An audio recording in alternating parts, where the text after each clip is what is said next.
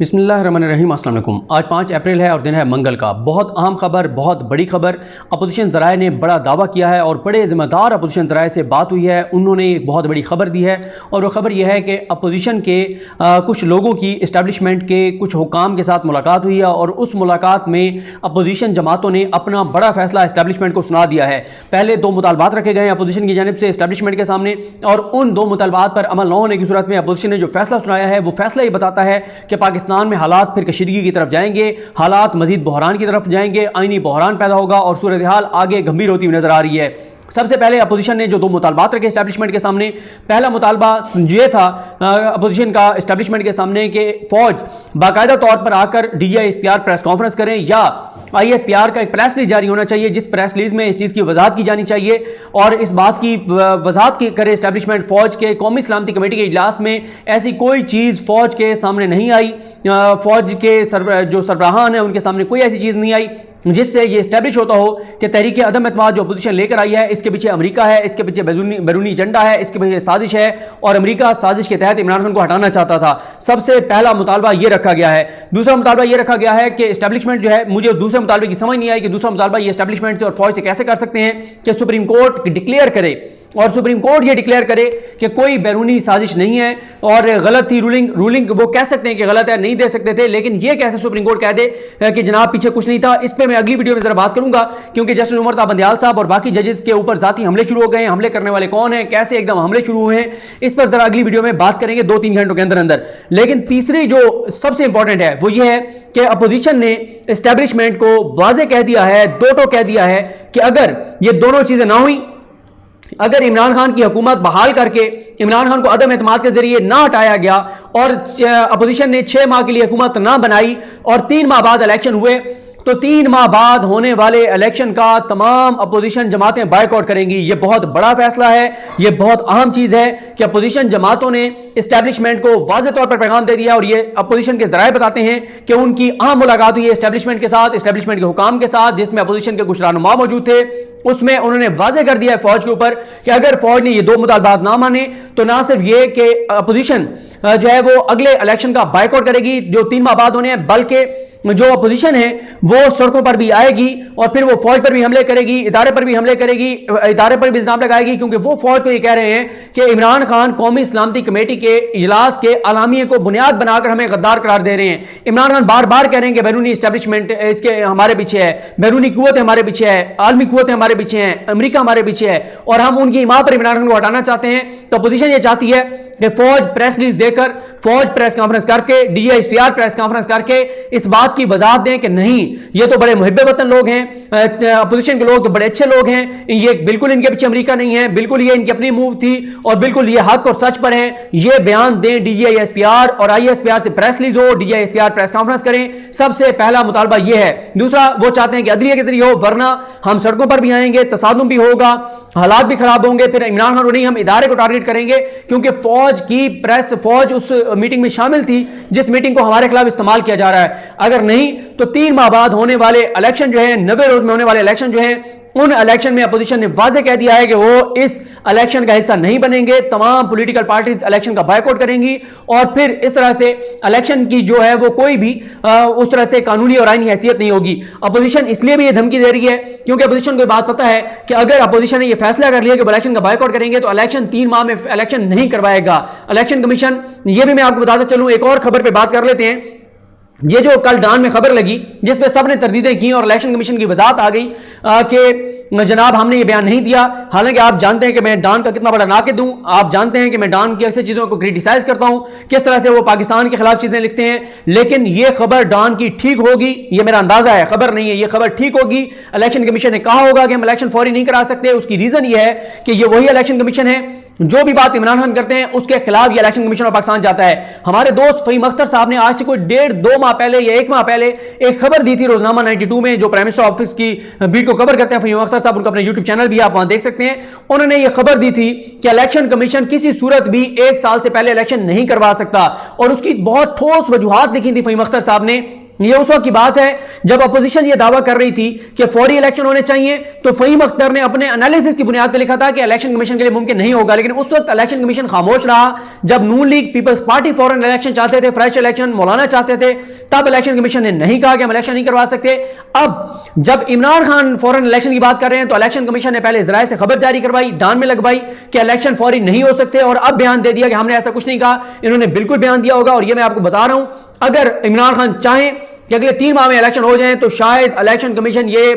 Election ना होने दे, इसको लटकाए बहुत सी वजूहत की बुनियाद पर, क्योंकि एक नेक्सस नजर आता है अपोजिशन का और इलेक्शन कमीशन का। ये चीज को ढकी छुपी नहीं है। Chief election commissioner Sikandar Sultan Raja साहब जब नामजद हुए तो दी न्यूज अखबार में खबर लगी हुई है, जंग अखबार में खबर लगी हुई है कि सिकंदर सुल्तान राजा ने मियां नवाज शरीफ को कॉल की और पूछा कि मियां साहब मेरे लिए क्या हुक्म है, क्या मैं बन जाऊं चीफ इलेक्शन कमिश्नर। तो मियां साहब ने क्या लगाया होगा कि हमने इतनी बड़ी गेम की, हम इतने तजर्बाकार हैं कि अपने आदमी का नाम इमरान खान के मुंह से दिलवाया है, इमरान खान की तरफ से दिलवाया है। जिसने भी बहरहाल इमरान खान से ये काम करवाया था उसने कोई इमरान खान के साथ को भलाई नहीं की थी। इमरान खान ने सिकंदर सुल्तान राजा साहब का नाम दिया। वो सिकंदर सुल्तान राजा जो नवाज शरीफ के इतने करीब हैं और इतने करीब थे कि उन्होंने नवाज शरीफ को फोन किया कि मियां साहब क्या हुक्म है, मैं बन जाऊं चीफ इलेक्शन कमिश्नर। तो मियां साहब ने कहा कि हमारे तो वारे न्यारे हो जाएंगे, हमारे तो मजे हो जाएंगे, बिल्कुल करें। तो अब अपोजिशन जो है वो ये कह रही है कि अगर 3 माह में इलेक्शन हुए हम इलेक्शन का बायकॉट करेंगे और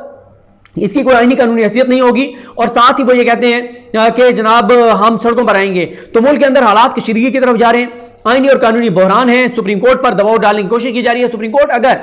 एक तो इसमें चीज में तो सुप्रीम कोर्ट को बिल्कुल नहीं जाना चाहिए कि सुप्रीम कोर्ट कहे कि अमेरिका की कोई साजिश नहीं है, अपोजिशन के पीछे अमेरिका नहीं है, इनकी जो मुलाकातें हो रही हैं ये तो बेचारे कोई वहां जाके और कोई दीन की तबलीग करने जा रहे थे अमेरिकी सफीरों के पास, यूरोपीय यूनियन की खातून सफीर के पास, कनाडा की खातून सफीर के पास, उनके साथ जो मुलाकातें कर रहे थे उनके पास जाके जो कर रहे थे, तो बेचारे उनको ये दावत देने गए थे कि आगे माह रमजान आ रहा है तो ये मुसलमानों के लिए बड़ा मुकद्दस महीना होता है, तो इस्लाम ये चीजें कहता है, तो इस्लाम बड़ा अच्छा दीन है, बड़ा अच्छा मजहब है, तो आप इस्लाम कबूल कर लें और आप मुसलमान हो जाए। ये बेचारे तो ये कहने गए थे उनको। और वो भी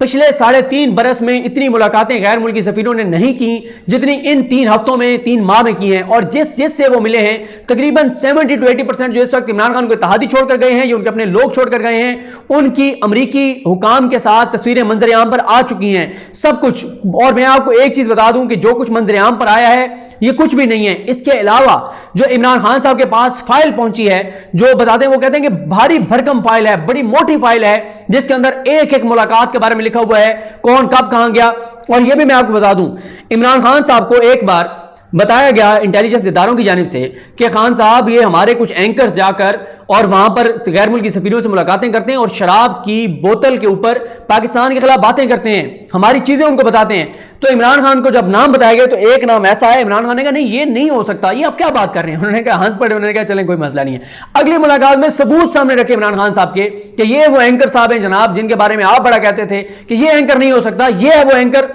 जो एक शराब की बोतल के ऊपर और वो बिक गया वहां पे। तो ये है जो लोग सफारत खानों के मामला जानते हैं उनको पता है कि हमारे यहाँ से साफी जाते हैं सफारत खानों में, वहाँ जाकर सफारत खानों में वहाँ पर महफिलें होती हैं शराब की और वहाँ पे शराब पीकर फिर जो है ये वहाँ बातें करते हैं, पाकिस्तान के खिलाफ चीज़ें करते हैं और बहुत सारे शायद उनके पेरोल पर भी हों, उनसे पैसे लेके और पाकिस्तान की चीज़ें बताते हों। क्योंकि जो यहाँ पर सफारत खाने हैं उनका काम यह है कि पाकिस्तान के हवाले से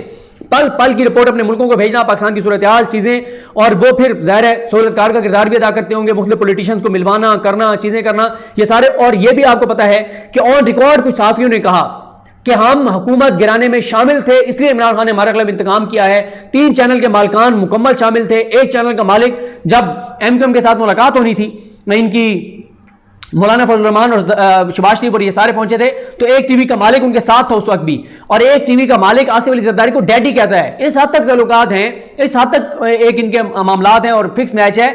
तो ये सारी चीजें जो हैं वो इमरान खान साहब के पास हैं, उनके इंफॉर्मेशन में हैं। और अब अपोजिशन ये जो कह रही है, अपोजिशन को परेशानी यह है कि अगर इस वक्त इलेक्शन होते हैं तो इनके सीने पे जो तमगा है गद्दारी का, इनके सीने पर जो तमगा है अमेरिका की यारी का, इनके सीने पे जो तमगा है बैरूनी साजिश का, ये तमगा इनको बहुत नुकसान पहुंचाएगा। ये हर जगह जाकर अपनी बात तो बाद में करेंगे, पहले तो अपनी सफाइयां देंगे। और मैं आपको ये दूसरी वीडियो में कह रहा हूं कि इस सूरत हाल में अपोजिशन का इलेक्शन मुहिम पर जाना ऐसे ही है कि लोगों को जाके सफाइयाँ क्या क्या देंगे। जैसे किसी लड़की की शादी से 3 दिन पहले उसको कोई स्कैंडल सामने आ जाए, उसके ऊपर बदचलनी का इल्जाम लग जाए, वो कहीं पकड़ी जाए और पता चल जाए कि ये तो मामला इसके कहीं और थे, 3 दिन बाद उसकी शादी हो, तो उसकी शादी में वो कैसे जाके ससुराल क्या मुंह दिखाएगी, वो जाके लोगों को क्या मुंह दिखाएगी। तो इनकी भी यही हालत है, ये इलेक्शन में जाए अगले 3 माह में, लोगों को क्या जाके मुंह दिखाएंगे कि हम पकड़े गए थे अमेरिका के साथ, हम छुप छुप के अमेरिका के साथ मिलकर पाकिस्तान के खिलाफ साजिश कर रहे थे, इसलिए कि इमरान खान रशिया के साथ चलना चाहता था, चाइना के साथ चलना चाहता था, आजाद और खुद मुख्तार पॉलिसी चाहता था, ड्रोन हमलों की मुखालफत करता था,